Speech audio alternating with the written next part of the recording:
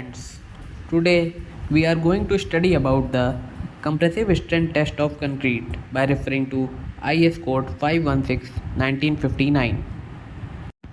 Now let us look at some important points of this test. Maximum size of the aggregate 38 mm है. Temperature 27 ± 3 degree Celsius होना चाहिए. Size of the specimen जो cube हम लेते हैं generally उसकी जो है साइड 15 सेंटीमीटर होती है. बट एक केस है, if largest nominal size of the aggregate 20 mm से कम है तो हम 10 सेंटीमीटर का भी क्यूब ले सकते हैं. अगर हम सिलेंड्रिकल स्पेसिमेन ले रहे हैं तो उसका डाया जो है 15 सेंटीमीटर और उसकी हाइट जो है 30 सेंटीमीटर होनी चाहिए. ये हम देख सकते हैं, ये हमारा कंक्रीट रेडी है. ये 15 सेंटीमीटर का क्यूब है. इस कंक्रीट को हम इस क्यूब में 3 लेयर्स में भरेंगे, 5 सेंटीमीटर, 5 सेंटीमीटर और 5 सेंटीमीटर. हर 5 सेंटीमीटर की लेयर पे हम कॉम्पैक्शन करते जाएंगे टैंपिंग रॉड से, और उस कॉम्पैक्शन के नंबर ऑफ ब्लोस 35 स्ट्रोक से कम नहीं होने चाहिए. ये हम टैंपिंग रॉड देख रहे हैं जिसका डाया 16 mm है और लेंथ 60 सेंटीमीटर है. ये कंक्रीट का क्यूब है जिसे हम 5 सेंटीमीटर पे भरेंगे. 5 सेंटीमीटर पहली लेयर भरेंगे, फिर 35 स्ट्रोक्स नंबर ऑफ ब्लोज मारेंगे जिससे कॉम्पैक्शन होगा. फिर 5 सेंटीमीटर भरेंगे, फिर 35 स्ट्रोक्स, फिर 5 सेंटीमीटर भरेंगे, फिर 35 स्ट्रोक्स नंबर ऑफ ब्लोज हम मारेंगे. ये हम देख सकते हैं कंक्रीट को हमने मोल्ड में फिल कर दिया है.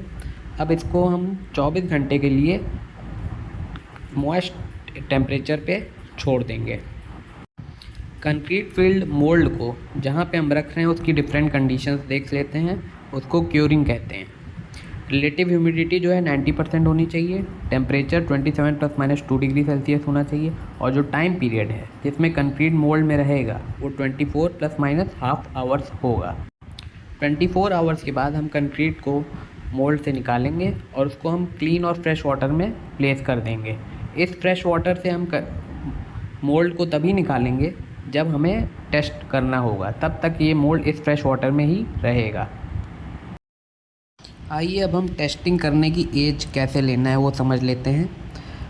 ये IS कोड का क्लॉज 5.3 है. इसकी लास्ट लाइन जब आप देखेंगे तो यहाँ पे लिखा हुआ है the ages shall be calculated from the time of addition of water to the dry ingredients. मतलब जब हम वाटर डाल रहे हैं, सीमेंट, फाइन सैंड और कोर्स एग्रीगेट के मिक्सचर में जब हम वाटर डाल रहे हैं वहाँ से हमारा टाइम स्टार्ट हो जाएगा.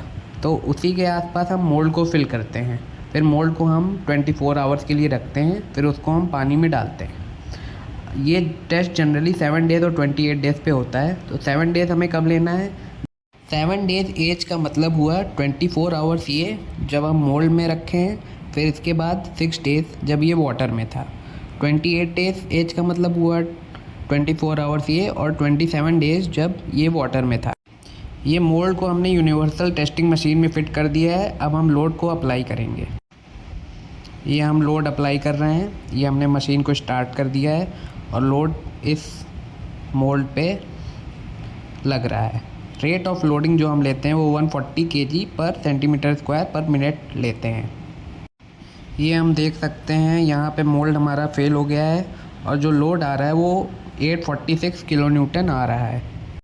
अब आइए कैलकुलेशन समझते हैं. ये हमने देख लिया है the age shall be calculated from the time of addition of water to the dry ingredients. Rate of loading जो हमें लेनी है वो 140 kg per centimetre square per minute. Minimum 3 sample should be taken. Individual variation shall not be more than ±15% of the average. ये calculation में हम देखेंगे.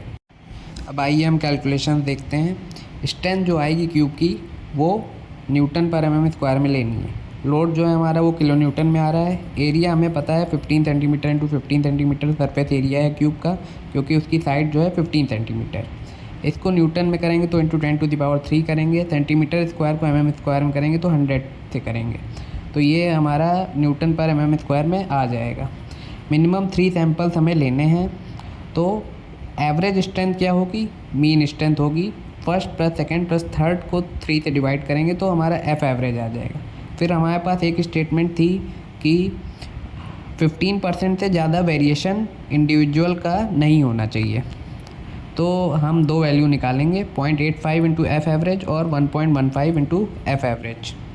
फिर अगर हमारे तीनों स्ट्रेंथ की क्यूब की वैल्यू 0.85 एफ एवरेज से 1.15 एफ एवरेज के बीच में है, तो इसका ये मतलब है कि ±15% से वेरिएशन ज़्यादा नहीं है।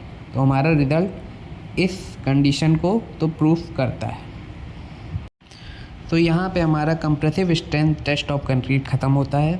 अगर आपको वीडियो अच्छी लगी तो do like, share and subscribe. Thank you.